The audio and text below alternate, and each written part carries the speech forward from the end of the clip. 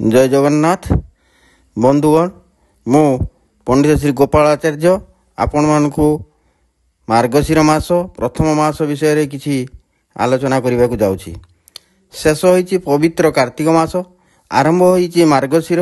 ज्योतिष शास्त्र अनुसार मार्गशीर मासर आरंभ हुए जेतेबेले चंद्रदेव मृगशिरा नक्षत्र रे अवस्थान करुथिबारु एही मासर नाम मार्गशीर बोली कहा जाए। एही मासर अन्य नाम अग्रहाणीय मास बोली कहा जाए। कार्तिक मास बोली एही मासर महत्व खूब आदरणीय।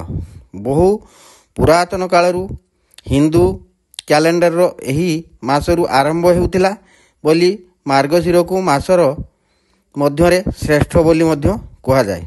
श्रीकृष्णकर एही मास अति प्रिय अटे बोली भगवान श्रीकृष्ण श्रीमद् भगवत गीता रे कहिसेंती। कार्तिक मास बोली एही मासर भगवान श्रीकृष्ण को पूजा करा जाई थाए।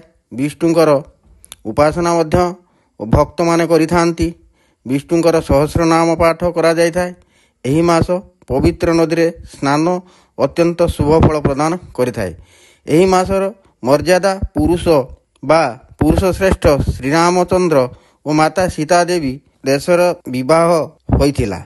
एही मासरे मर्यादा पुरुष श्रेष्ठ श्रीरामचंद्र और माता सीता देवींकर विवाह होइथिला। एही कारणरू एही मासरे विवाह कले नवदंपतिकर बहु शुभफल मध्य होइथाए। विशेष करी आम ओडिया घरर अनेक व्रत पालन करा जायथाए। एथि मध्यरु सर्वश्रेष्ठ धनदात्री माँ लक्ष्मीकर पूजा अर्चना गुरुवार ओषा मध्य करा जायथाए। एही गुरुवार ओषा को ध्यान और नीति नियम सह पालन मध्य होइथाए। विशेष भावरे विशेष पूजा मध्य करा जायथाए। मार्गशीर मासर अष्टमी लक्ष्मी माँ कही जे मार्गशीर मासर अष्टमी न जाणु जे पूजा करती एवं से लक्ष्मी तांको पाखकु न आसी थांती। एही उक्ति में मु कहबाकू चाहूँगी जे प्रथमाष्टमी गला परे लक्ष्मीकर पूजा करा जाय बोली शास्त्रगत प्रमाण रही।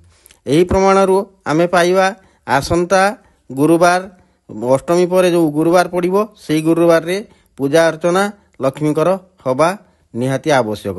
यह मध्य पांजिरे उल्लेख करा जाई अछि।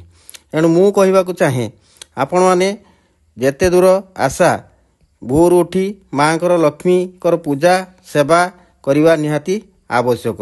मु एतिकी कही विदाय नेउछि। जय जगन्नाथ।